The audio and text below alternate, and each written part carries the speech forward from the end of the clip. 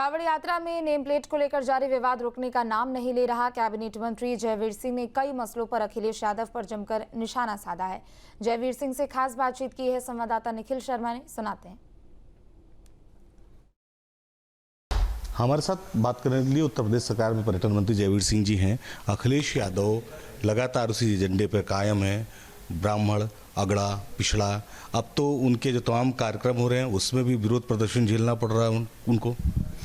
देखिए, निश्चित रूप से जिस तरीके से जातिवाद के आधार पर समाजवादी पार्टी अपना पूरा एजेंडा बनाए हुए है, कार्य कर रही है, वो निश्चित रूप से दुर्भाग्यपूर्ण है।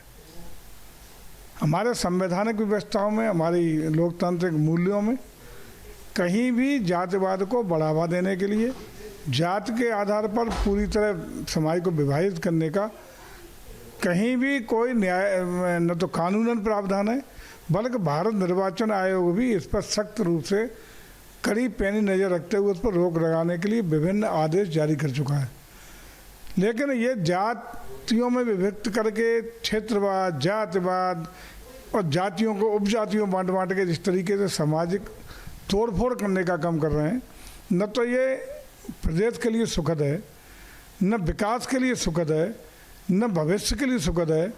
ये समाज को तोड़ मोड़ करके हमारे सामाजिक जो ताना माना, मजबूत ताना माना, उसको भी कमज़ोर करने का काम कर रहे हैं। आप ही बता दीजिए, किसी को अपना आइडेंटिफिकेशन लिखने में, अगर हम वेज खिला रहे हैं वेज लिखने में, नॉन वेज खिला रहे हैं नॉन वेज लिखने में, कौन क्या इसका मालिक कौन है, उसको इनको इन चीज़ों का प्रदर्शन करने में, लिखने में क्या दिक्कत हो रही है? यदि संदिग्ध स्थिति आप पैदा नहीं कर रही, यदि कहीं ना कहीं आप में कुछ गलत करने की आदत नहीं है, संदिग्ध कोई काम नहीं कर रहे हैं, तो पारदर्शिता है, तो उसमें लिखने में क्या दिक्कत हो रही है? कोई दुकान बंद नहीं करा रहे हम लोग, किसी को कारोबार ठप नहीं करा रहे, किसी को वहाँ आपके ग्राहक को रोकने का, तोड़ने का प्रयास नहीं कर रहे।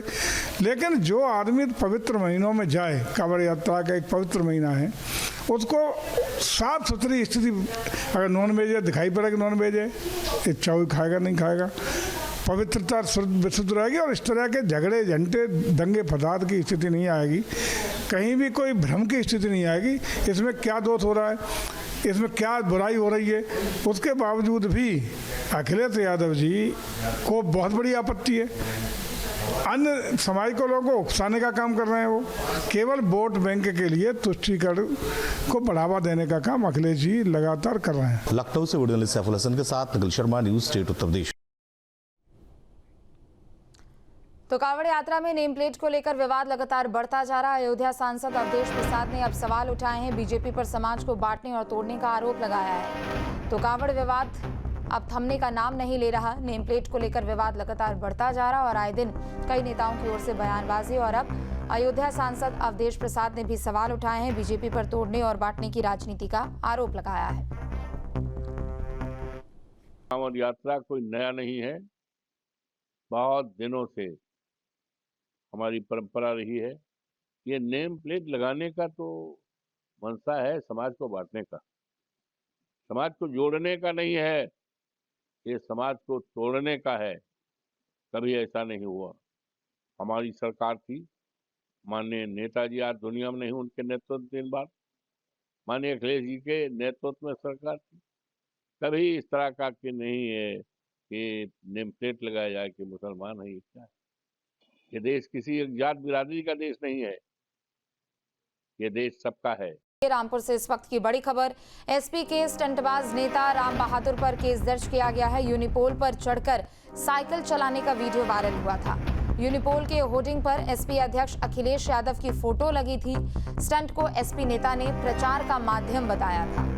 तो ये बड़ी खबर आपको बता दें, रामपुर से एसपी के स्टंटबाज नेता राम बहादुर पर केस दर्ज किया गया है। दरअसल यूनिपोल पर चढ़कर साइकिल चलाने का वीडियो वायरल हुआ था। यूनिपोल के होर्डिंग पर एसपी अध्यक्ष अखिलेश यादव की फोटो लगी थी। बता दें कि स्टंट को एसपी नेता ने प्रचार का माध्यम बताया था।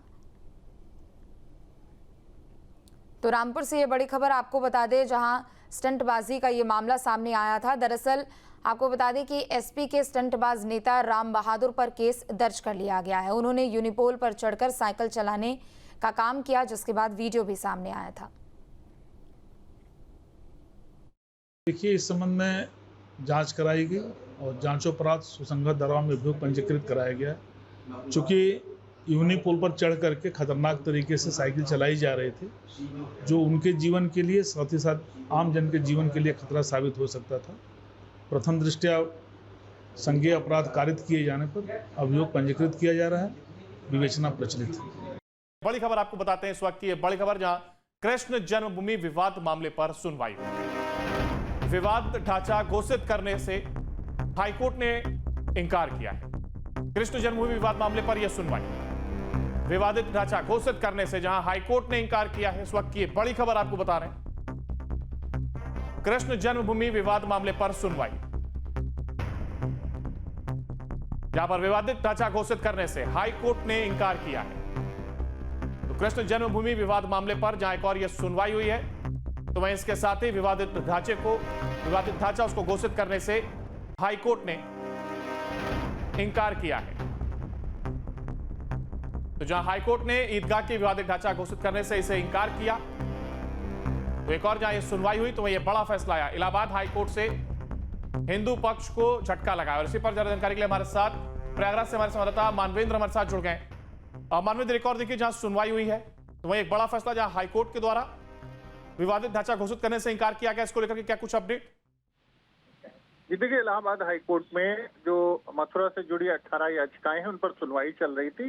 इसी दौरान एक अर्जी दाखिल की गई थी जो हिंदू पक्ष के वकील हैं महेंद्र प्रताप सिंह की तरफ से। उन्होंने जो शाही ईदगाह परिसर है उसको उस इमारत को विवादित ढांचा घोषित करने की मांग की थी, जिसको इलाहाबाद हाईकोर्ट ने नामंजूर कर दिया है और उनकी जो अर्जी थी उसको खारिज कर दिया है। तो ये जो अर्जी थी वो A44 एप्लीकेशन नंबर A44 थी, जिसमें मस्जिद को विवादित ढांचा घोषित करने की मांग की गई थी हाईकोर्ट ने। तो हाईकोर्ट ने उसको नामंजूर कर दिया है और जो बाकी याचिकाएं हैं उन पर सुनवाई लगातार जारी है। इसके साथ ही अब आगे क्या कुछ ऑप्शंस होंगे, इसको लेकर के बात की जाए, क्या मामला आगे जा सकता है?